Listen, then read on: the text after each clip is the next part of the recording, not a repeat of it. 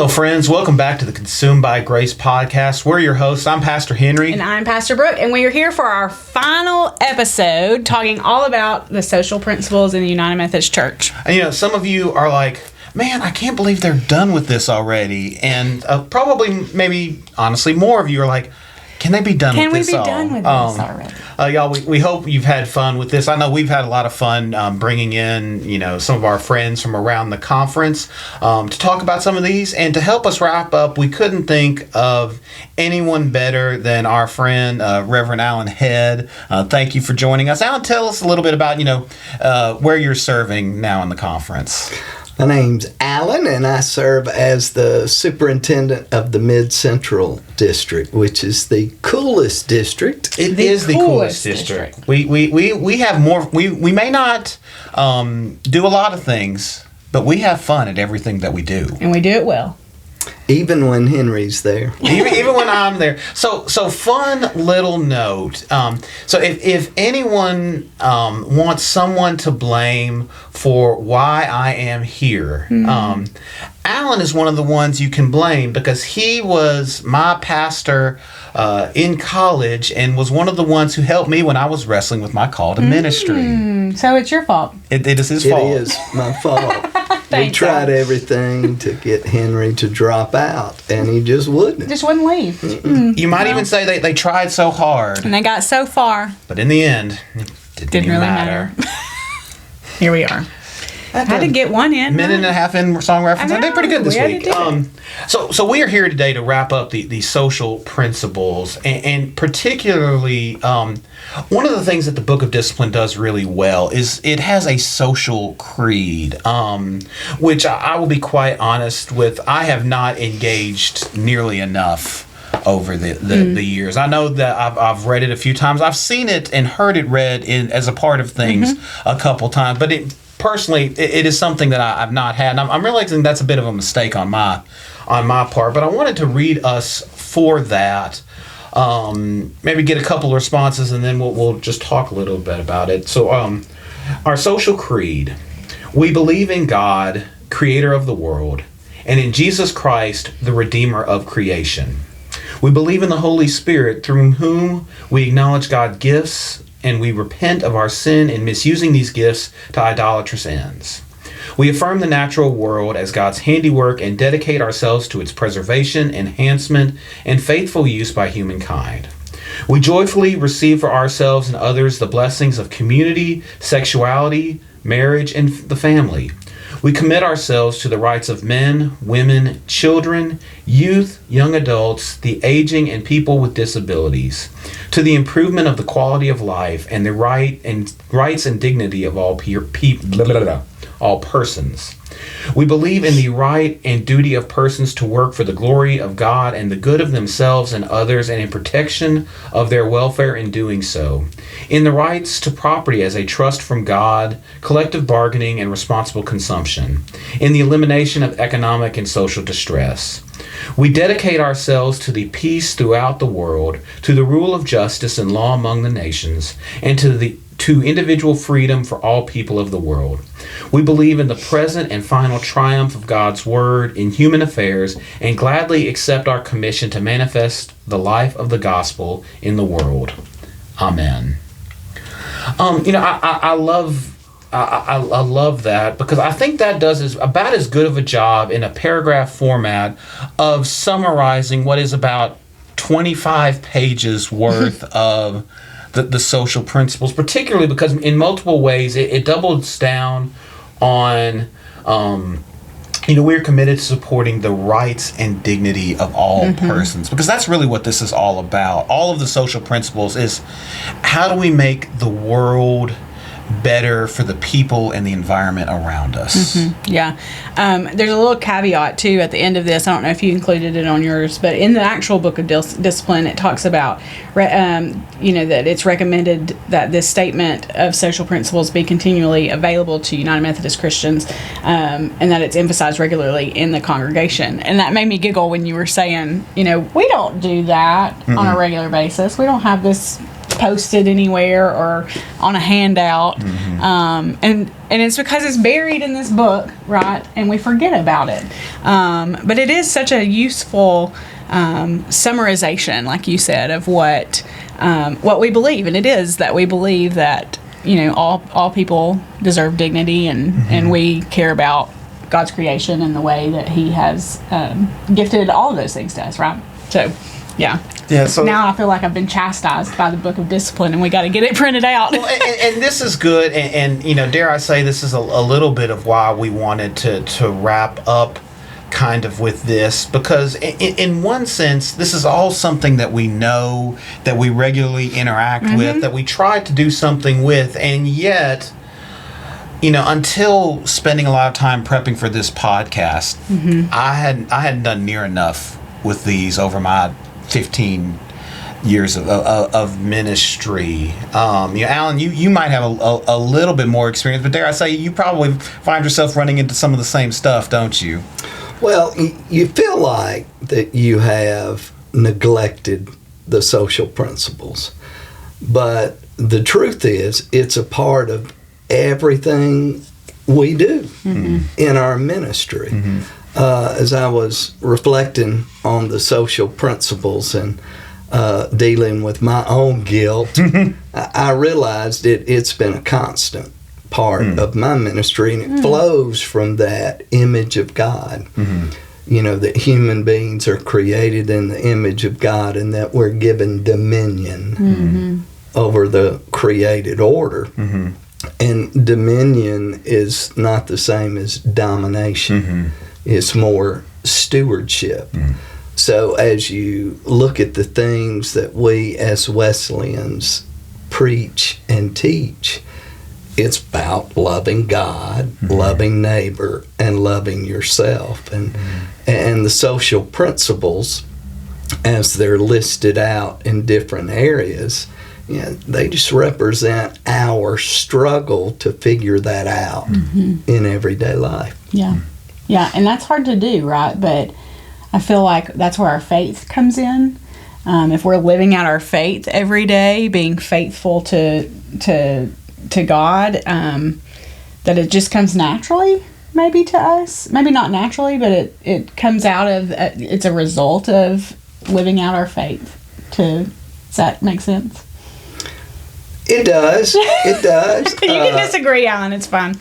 I don't know that it always comes naturally. Sure, yeah. Because, our struggle is living in an upside down world, as we're called to turn it right side up. And that's the struggle that we face. Not only as a denomination, but in any relationship that we have, as we view things differently from an upside down view. Yeah. And I appreciate a couple of things there, both talking about struggle and also differently, because I think one of the things that I appreciate about in this summary that they do flush out more in each of the individual things is these are ideals that we should live towards. There's a lot of different ways to live out those ideals. Alan, you've got a little bit more experience than we do in this. So, and you have pastored a lot of different churches in a lot of different parts of the state of Alabama, and you've seen what it looks like to live these kind of things out in a growing suburb of Birmingham versus trying to live them out in Reform, Alabama, which for those of you who don't know that, there's a reason you don't know it. It's in between Tuscaloosa and Starkville. Turn right on 82. Tucked away. Tucked away. So what's been some of your experience? Like, we think differently about these things. How do we, as a unit, come together to live this out? Well, I think early years in Walker County, where back in the 80s, probably the primary employer was the coal industry or the poultry industry. And in the coal industry, all those questions of the difference between dominion and domination, where those who actually worked in the coal mines would have seen that as the source in which God provided their livelihood and their well-being. So to point out the responsibilities that we have in caring for the earth and being responsible stewards rather than stripping the earth of all of its resources. So the responsibility to God's creation, the responsibility to the next generation and the generation after that follows, it really is a struggle when there's a personal threat.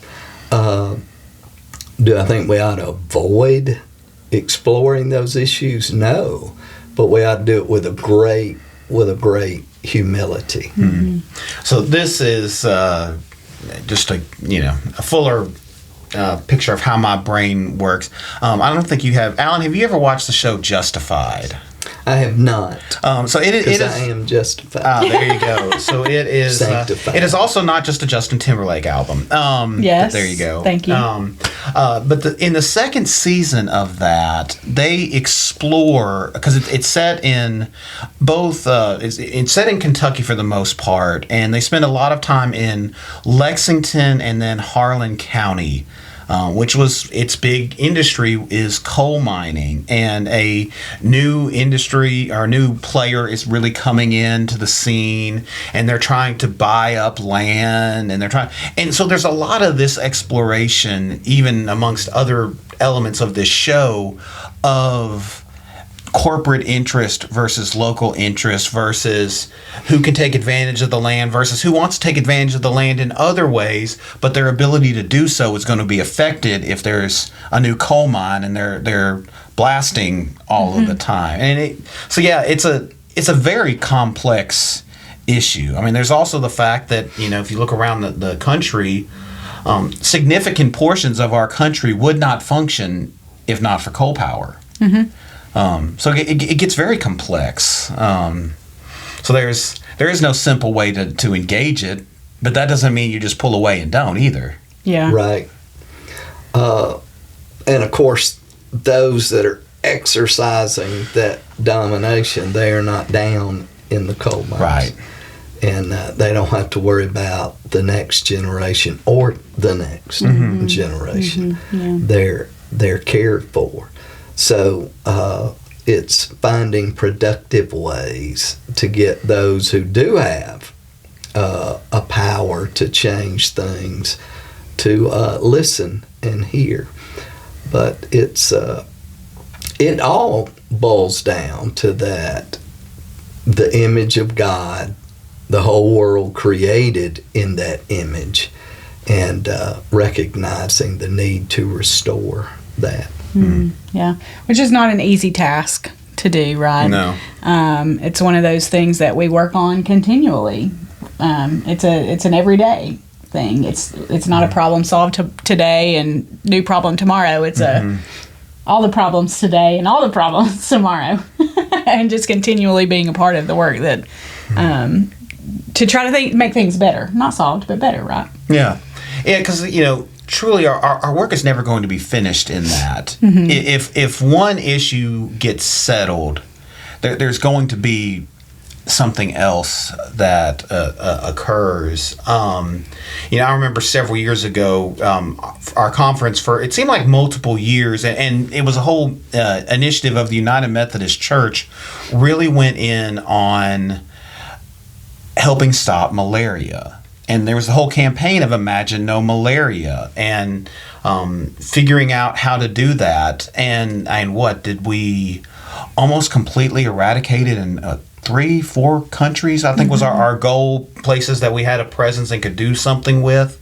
Well, once that project was finished and we're excited about it, that doesn't mean the work stopped. We can't just pat ourselves on the back and then go about our business because, well, what's the next thing that we've got to do? Yeah.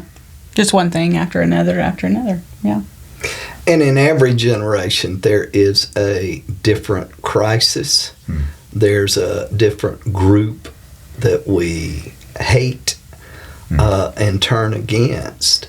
But the one constant thing is, focusing on that love of God, love of neighbor, which we forget the ultimate prize in all that is that we actually dare to love ourselves and we recognize the image of God within ourselves. Yeah. When I think about this social creed, it reminds me a little bit about, are y'all in any civic clubs, civic organizations, or have been before? Like, I think about Rotary Club. What do we do? But you literally know that I'm in. I know that you're in. I was going to let you answer it for yourself. Oh, okay. But I think about, like, how do we end Rotary Club meetings? We do it with a 4-way test. And it's essentially Rotary's social creed, right? Like, this is what we believe. And I think, like, this social creed sort of, that's what it reminds me of, is just something that we have. And we, you memorize those things. Of course, I don't have this memorized, but maybe internally I have it memorized. Like, so is it the truth? Is it fair to all concerned? Will it build good relationships, goodwill, and better friendships? Is it beneficial? Beneficial to all concerned. And we've recently added a 5th way. Oh, test. see, I haven't clearly been in a while. Because we had a visitor from a club in Florida, and they add the 5th. Is it fun? Is it fun? Is it fun? Because we can do all these things and have fun along the way. Yes, absolutely. It's funny. I'm glad you brought that up because, we say these things that we believe in Rotary. We have these social principles. And it's funny. There have been meetings where we've gone to and through just different things when you get to that, especially will it build goodwill and better friendships? I think, we kind of screwed that up today. Sort of missed that one today. I think that's going to happen in all of this. And that's why, these are our principles. These are guidelines. It's like the pirate code from the Pirates of the Caribbean movie. These are things that we are idealized, but we also recognize sometimes life is not so simple that we can actually live this out in the exact way we want to, because it's complicated. It's not just a black and white issue every single time we try to get through it. Yeah. I love that y'all added, is it fun? As an Enneagram 7, hey, I'm in. Is it fun? I want it to be fun. I hope it's more fun than it used to be. Yeah, for sure.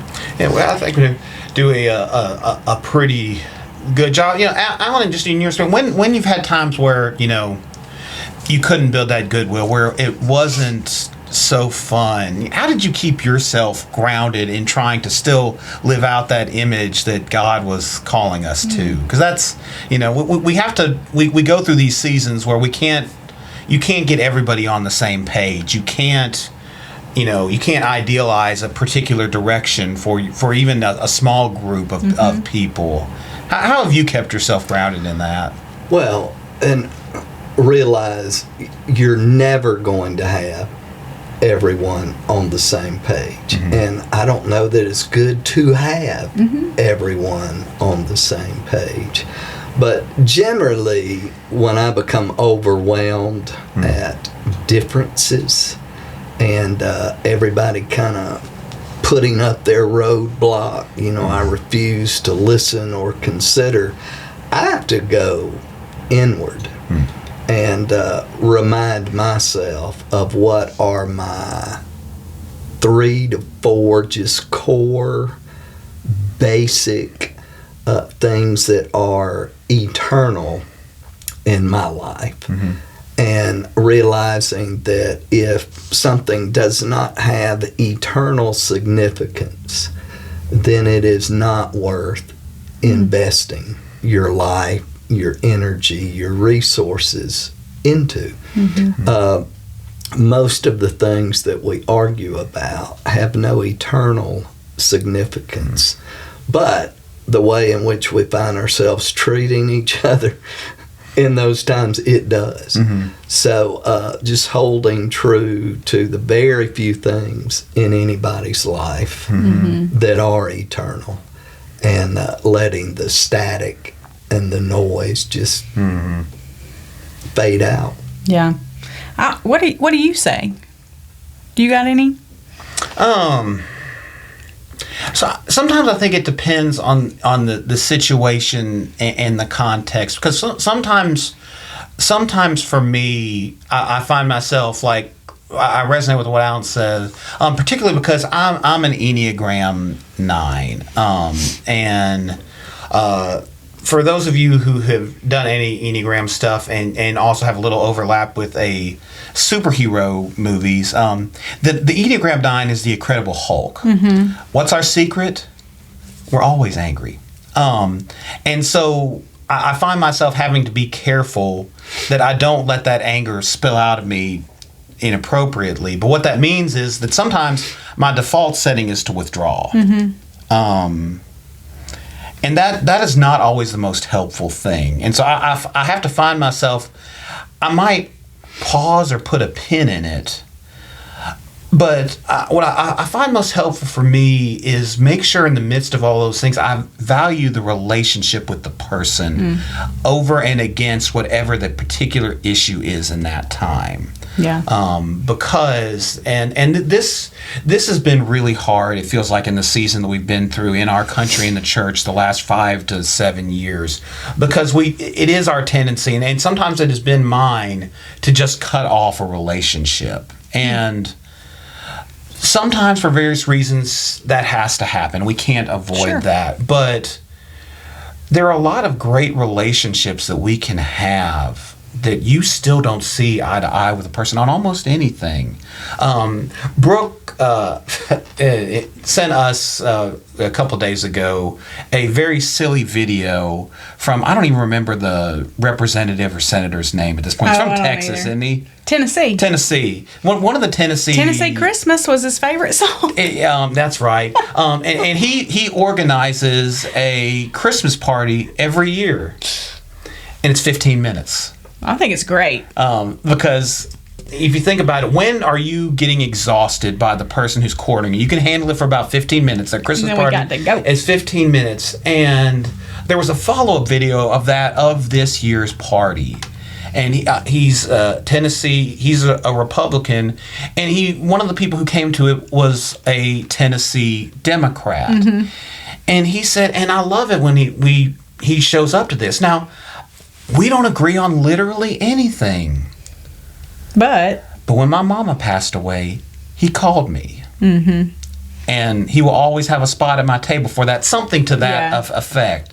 That's what I think of in these moments, is how do we make sure that we do kind of keep the main thing, the eternal significant. The eternally significant thing is not the whatever issue it is. It's the relationship that we're trying to build as we work through the issue. And there is nothing that builds relationships better than a Ritz cracker and Cheese Whiz. True story. Which is what he served at his Christmas party. And Mountain Dew, which I can't get on board with, but that's what he served. Now, what if it was Diet Mountain Dew? If it was Diet Mountain Dew, I'm in. Like, I might not leave. That party is extended to 20 minutes. So, Alan, you don't know this, but this Rotary Club that Brooke mentioned, like there's your standard tea and water that they have sitting out ready for it. So we have a standing lunch thing. But there's also going to be like 6 glasses of Diet Mountain Dew. There's apparently something in the water in this town that requires Diet Mountain Dew as a counterbalance. We need it. I can't relate to anything that has the word diet. That's fair. It's fair. Actually, none of the rest of my diet has anything to do with that, but I don't like diet. I like Diet Mountain Dew. I don't like real Mountain Dew. It feels very electric in ways. See, diet sodas and regular sodas are an example of why our society is divided against one another. That's fair. Say more. Say more. I have no more to say. That is it. No, I think that's why. And you know, what that makes me think of is, which is better for you? Regular, so So y'all, I already know the answer to this. And I'm from the South. Everything is a Coke. Yes. I grew up where saying you go to a restaurant and what would you like to drink? I would like a Coke. Well, what kind of Coke? What kind of Coke do you want? Well, I want Sprite. Yep. Or I want Pepsi. Like Yep. you will order whatever it is, but everything is still a Coke. I just want to put that out there. Yep. What's better for you as a human?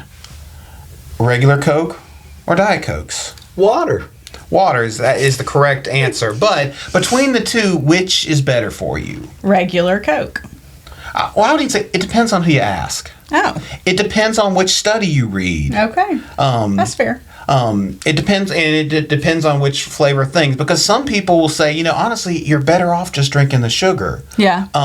Some people will say, well, no, in this particular instance, the artificial sweetener they use is actually okay. So there's a lot of differing opinions on which is actually better for you. Yes, I think Allen's is the most correct. Yeah, Well, Allen's is always going to be. Of course. Not the most. The the correct. But what you brought up in the what study you look at, that is probably the greatest danger in our world right now is the bubbles that we live in. President Obama talks about the bubbles. If I go into my iPad and I look up a particular subject, the only things I'm going to get are going to be based on all of my preferences, not what Brooke thinks or what Henry thinks. So the answer that I thought was correct when I start researching is going to be the answer that gets affirmed. But you could look up the exact same question and you would get an entirely different answer. So I think in our social principles, again, you could look any one of them up, and based on you is going to be the answer you get.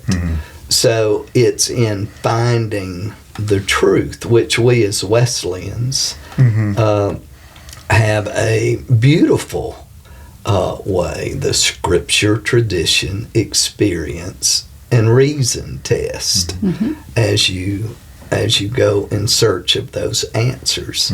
So I think our division now, the ones that we would point the finger at would be ourselves.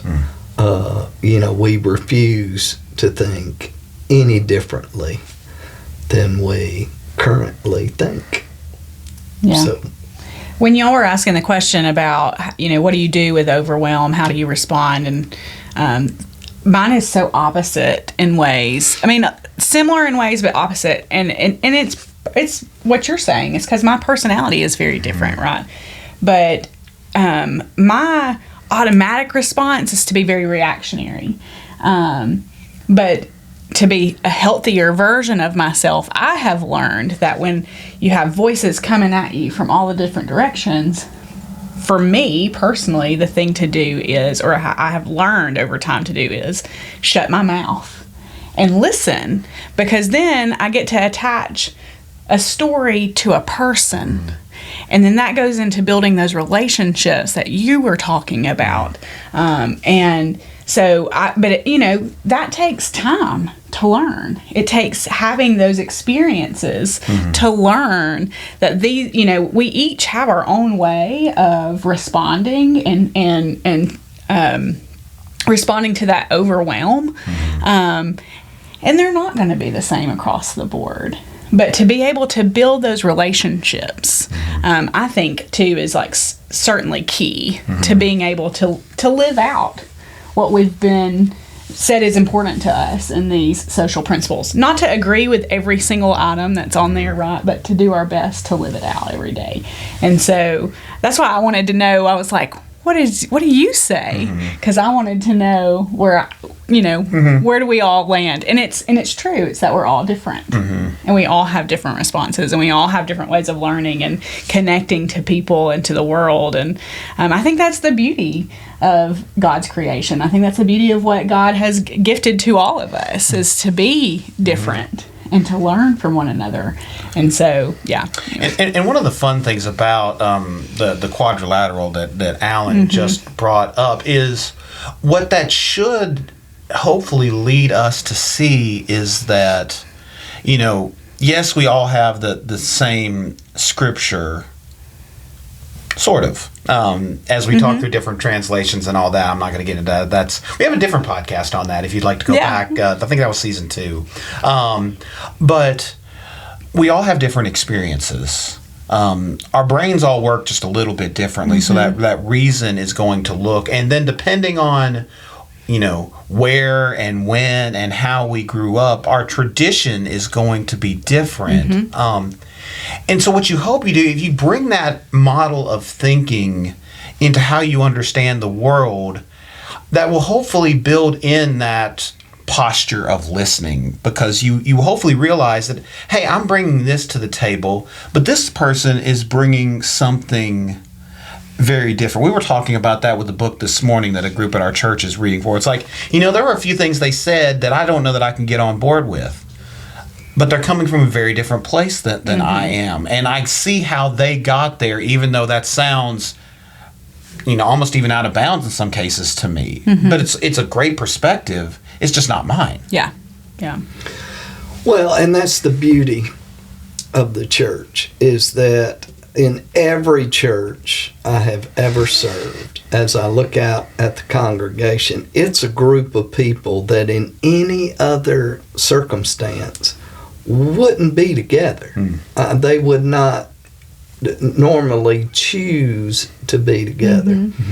And yet they grow into a family. And the beauty of our social principles, do I agree with everything that's ever been written in social principles? Well, no, I don't necessarily personally agree. But you have believers from all over the globe that come together. And through prayer and discernment come to some sort of resolve. This is where we stand. Well, there's a beauty in that. And I think we ought to respect that. And at least consider where Henry, let's forget that, where Brooke, rests on a certain thought or position. What's her experience? What is her tradition?